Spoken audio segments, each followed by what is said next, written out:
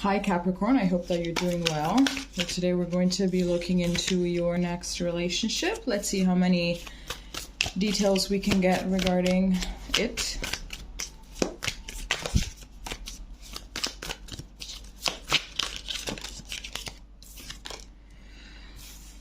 Okay, so this is interesting. These look like a bunch of boxes. I don't know, it's giving me some kind of a... Okay, so here we actually have a few words, because I haven't looked through the whole pile of this deck, because like there's like 150 cards, so I'm just... Okay, so we have peace, joy, and hope. So it could be that you're going to meet this person during Christmas time, or maybe just during December, or maybe beginning of January. I'm getting that if you haven't met this person yet, I'm getting that you could be meeting them actually Christmas time this year. So with this peace, joy, and hope, I'm getting someone that is quite... the optimistic person, I believe. So if you tend to be more of a pessimistic / even realist, I believe that this person is going to bring, you know, yeah, they will bring hope, to be honest. I feel like they're going to definitely change your perspective into a more positive vibe, honestly. I feel like maybe sometimes they over exaggerate, you know. There are people that are always like, oh, positive vibes, like all of that stuff like that, and I'm getting that they could be that kind of person, that sometimes they can be quite obnoxious. So I'm getting that with you being a realist, with you being super grounded, with you just seeing things how they are. I know that you might come across as pessimistic, but I believe that you're not really that pessimistic. I believe that sometimes, if the circumstance allows it, you tend to fall into pessimism, but that's not who you are at your core. You're more of a realist. But I'm getting that with this person being way too optimistic and way too positive vibes, and you being kind of the exact opposite, I feel like is going to be you guys kind of balancing each other out. Okay, let's see what more we can get.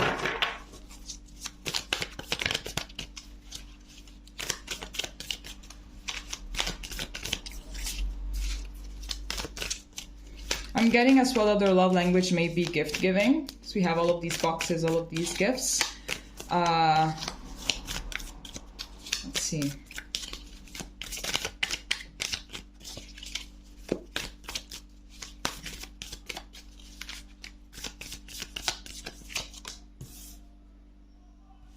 Okay, so here we have the classic thing. Walls have ears or something. I feel like they're very much... like in tune, like with their surroundings. I'm getting someone that might be, because since we have this wall, I'm getting someone that is that pretty much listens to everybody, that is there for everybody, but it's like they don't really share much about themselves. So that's pretty much what I'm getting. I'm getting that friend that is always available, that is always there for everybody, but it's like they don't really allow people to get as close to them, if that makes sense, right? So I think that there's always that kind of friend in a group that, you know, knows everyone's secrets, knows everyone's business, is the most trusted out of everyone, but nobody really knows them. And I feel like it's not about... I know that this is kind of a mechanism that narcissists have, like narcissists, sociopaths, whatever, like the dark triad of personality, they have that. They don't really let people in. They much rather listen and observe and listen to everyone else and be there for everyone else, but they don't really let people in. But I don't feel like there's no dark agenda behind this. It's more about them just not letting people in because they don't really want to feel that vulnerable, to be honest. I'm getting that there could be some underlying depression or something like that, because these two things combined, they're just kind of giving me that vibe, you know? They tend to be... Right now I'm getting that maybe that always positive vibe thing, you know, since it's so overly exaggerated, it could be to overcompensate their actual real pessimistic nature. This is taking a very dark turn very, very quickly. Let's see what else we can get.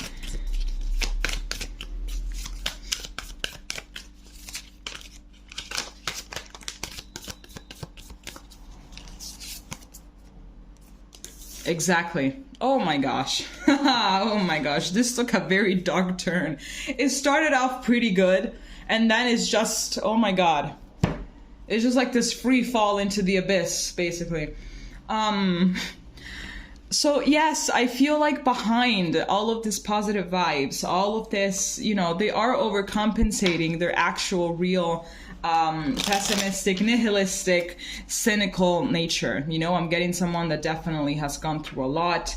I'm getting someone that lost hope, even though they give other people hope, even though they're there for other people and they try to keep them at a high vibration, you know, and stuff like that. But behind all of that, they're basically like the funny friend, but everyone knows that when there's like a comedian in the group, that comedian is the one that is going through the most bullshit. And this is exactly them. This is them. I feel like they tend to isolate sometimes. I feel like they try to find, let's say, a solution to the inner turmoils. Like they try to go within, but it's like they also have this wall up with themselves. You know, when someone has those kind of issues, like obviously inner work has to be done, shadow work has to be done. But it's like they don't really know how to do any of that. So I kind of hope that you do. So then when you guys meet, you will be able to guide them pretty much, you know, to guide them. I said that twice, but whatever. Okay, let's see what else we can get here. I feel like deep down, like this person is an actual real sweetheart, but like they went through so much that they just had to put this wall up. They went through so much, I believe, even with their parents. They might be another Capricorn. I feel like they just went through so much stuff, and it's like they have to be this way. You know, they don't want to, but they have to be this way. I feel as well that this mask that they keep up for everyone, I think that no one really knows what's going on inside of this person. You know, it's not because they don't really trust. I feel like they would be more trusting, but they don't want anyone to worry about them. And it's genuine, you know, they don't really want anyone to worry about them because they feel like they got themselves. They feel like they got their own back. So this is a little bit of emotional hyper-independence, which is actually toxic as well. As much as it's opposite, it's toxic. What else can we get? Oh my gosh.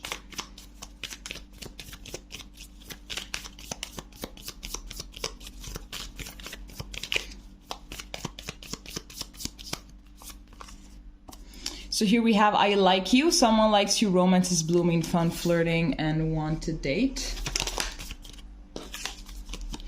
Keys on a ring, many options, decisions, unconventional, string along, one night stand.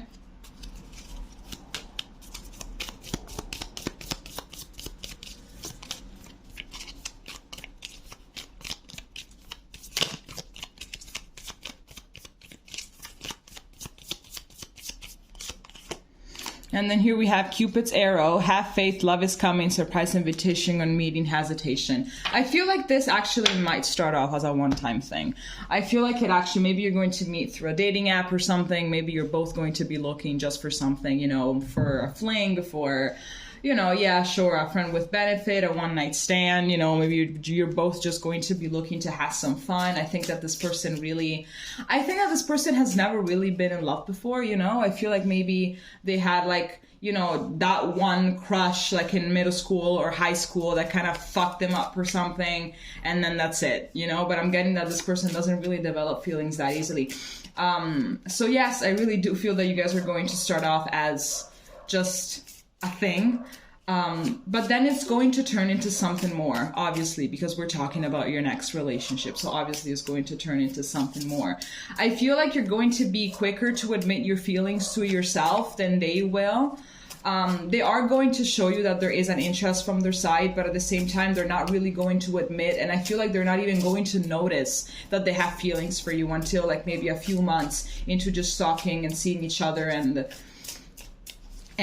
all of those things. But I think that, you know, once you least expect it, they're going to be like, hey, listen, can we see each other? I gotta talk to you.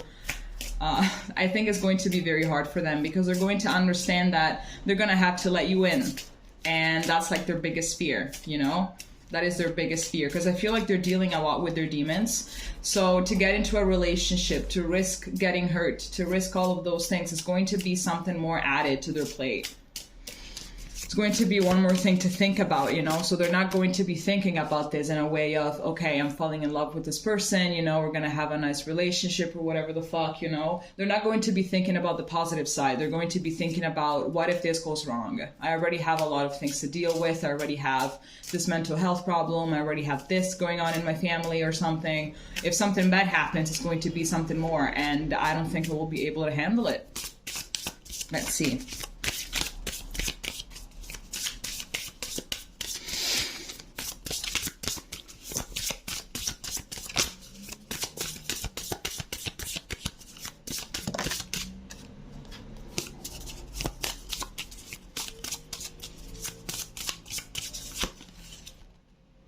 Here we have starseed, self-memories, and identity.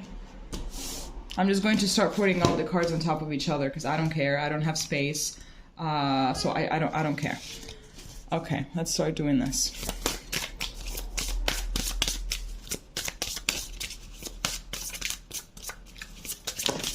Those are too many.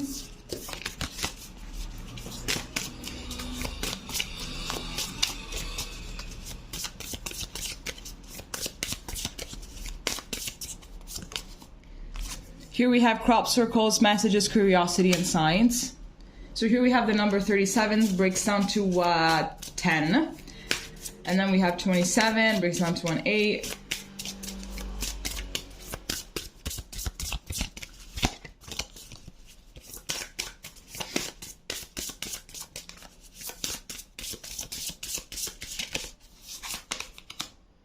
And then here we have Vesica. But how the fuck do you pronounce this? I don't know. We have this. Divine Feminine, birthing, and fertility. So what are we getting? What are we getting here? Okay. My Virgo ass could never. This looks way too weird. Nope. Back to the original scheme for the cards. This is, I don't know, it's hurting my eyes. So, okay. Okay, sure. Okay, this should do it, right? Sure. Okay, so... let's start off with this card. It could be that they are a starseed, absolutely. To be honest with you, I'm gonna be honest here. I do believe and I don't believe in starseeds. Like, I feel like they're so rare. I feel like everyone now, whenever you talk to them, oh, I'm a starseed. No, you're not. You're just delusional. You're not a starseed. I feel like they're very, very rare, to be honest. If they're actually here on this earth, I feel like they're extremely rare. So... it could be that you're going to stumble upon one of the rare kinds. Because usually people that have these kind of, you know, mental things, and I've been through it, so it's not that I'm bashing anybody, absolutely. There's like a part of them that they don't really... it's like that. I feel like they haven't really experienced, they haven't really figured out themselves yet. It's like they haven't really embraced the totality of who they really are. It's like they could be discovering themselves way more and then eventually accept themselves, because of course there's a lot of self-loathing, there's a lot of insecurity. So I feel like they just have to, it's very reductive. So I don't mean it in these terms, but like, I don't really know how else to explain it. But I feel like there's definitely, for these people, they're so special. They have a bigger life purpose than anyone else, I think. And I feel like this person is fulfilling their own purpose by being there to each other, for other people and being a guide, but they're not really doing that for themselves. They're not really doing that for themselves. So that's pretty much where there's friction with themselves comes from. But I definitely feel like this person feels like they're out of this world. I feel like they don't really fit in. They feel like they don't fit in because they don't. I feel like they're very creative. They look beyond the veil. You know, they're different. They're really a different breed. I feel like maybe this is going to be those kind of people that you meet once in a lifetime, and they're so rare, and they're so intelligent, and and with a lot of intelligence also comes a lot of emotional turmoil. Those are definitely something that goes hand in hand. I feel like they're very passionate about, you know, the stars and all of the stuff like that, because it really calls, because they just don't feel like they're part of this planet. They just don't feel like they're part of the, like, and obviously, of course, if they actually are starseed, there's no way that they feel at home here. But they have to adapt, you know, they have to start adapting. This is also another reason as to why there is this friction with themselves, because they are not adapting to this experience that they chose to that they chose to embark on this journey, on this planet. You know, they chose that, but obviously they don't remember for obvious reasons. Here we have crop circles, messages, curiosity, and signs. I feel like, yes, they're definitely someone that looks beyond the veil. It's like they see that everything is interconnected. You know, they have all of this knowledge, to be honest, but they just cannot really incorporate it, and they still cannot adapt. So their lack of adapting to the circumstance is like the biggest thing here, you know? So I feel like you could definitely help them out with that. Here we have divine feminine, birthing, and fertility. Yeah, sure. Maybe you could have a child with this person. Why not? Little baby starseed. You could definitely have a child with them.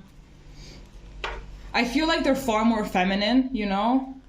They're way more into the divine feminine than into the divine masculine.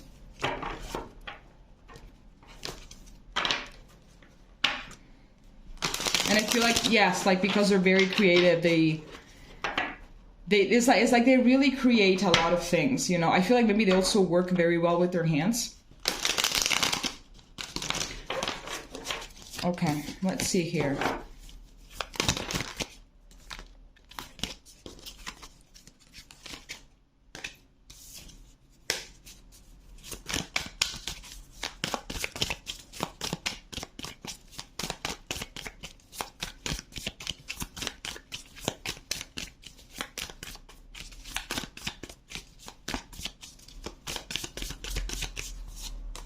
Okay, we have the King of Pentacles. Exactly, when I said that it might be another Capricorn, it might be another Capricorn.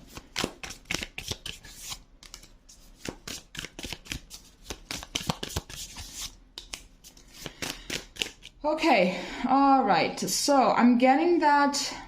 I feel like this is going to be more like them once they meet you. I feel like you're going to be able to really help them out a lot. I feel like you're far more integrated with yourself, with every part of yourself. You're more, you know, you're more centered. You're more present. You're more, you definitely adapted to your spirit, your soul definitely adapted to everything, to this whole experience, to this whole surroundings. You definitely adapted. And I feel like you're going to be able to definitely help them ground themselves a little bit more, to help them navigate the material world, because I feel like maybe they navigate way more better. Is this even grammatically correct? I don't even know. They definitely know how to navigate the spiritual world and everything. I feel like spiritually speaking, they're far more advanced than you. They're far more advanced than many people. So they know how to navigate that world, but they don't know how to navigate this world. And I believe that that's where pretty much you walk in, you know, and you help them out with that. Here we have this Chariot and the Six of Swords. I feel there's a lot of people that they resist transformation, they resist change, they resist a lot of things. But once you're going to come into the picture, all of your knowledge, all of the things, you know, they're not going to resist the changes. The changes that you're going to be bringing into their life. So they're just going to get along with it, you know? It's like they're going to say, finally, I've been guiding so many people for so long. And finally, someone that guides me is coming along. Someone that I trust, you know?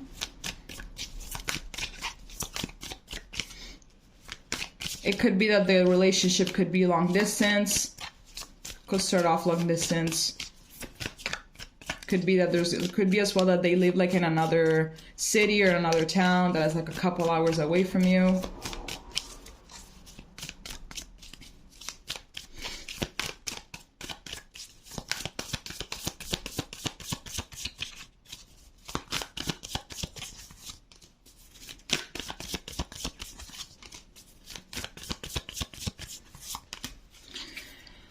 Okay, so here we have the Six of Cups, which talks about, you know, some kind of reconciliation as well. So it could be that if you already know this person, you know, there is going to be a reconciliation between you guys. If there's someone that you already know, then if this is an ex, if this is just like a friend that you've had for a few years, then bam, there you go, reconciliation. So it could be that you already know them, or it could be that it's going to be a reconciliation from a past life. So I feel that once you're going to meet, if it is something that if it is a past life thing, you're going to feel it. You're going to recognize it because you're going to get this familiarity sense very, very, very quickly. I feel like they're really going to be, I feel like they're going to respect you a lot. They're going to respect your intellect a lot here with this Queen of Swords. So I feel like you're going to be communicating in a way that they've never really been communicated to before. They're going to be able to pretty much catch, they're going to read between the lines of what you say. And I feel like they're really going to like it. They're going to like everything. I believe that you have like a lot of knowledge. Maybe you're someone that likes to read a lot, or maybe you're just very observant. Therefore, you're very, very wise. And I believe that every single type of information that you're going to give to this person is going to be embraced, and it's going to be accepted. It's going to be respected more than anything. And I feel like this person is also going to be very, I'm not going to say clingy, but it's going to be very,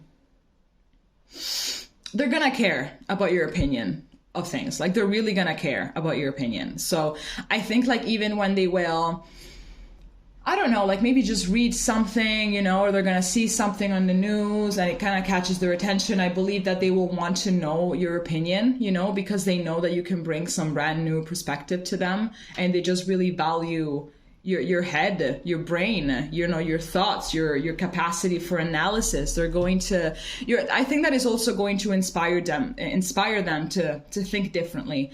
And I feel like the more this respect will grow, and also the more they will want to open up to you, and therefore pursue this like full force with this Knight of Swords. Okay. All right. So this is all that I have for you. If you already know this person, let me know in the comments. If it makes sense, let me know. And we're going to be seeing each other next time. Okay. Bye-bye.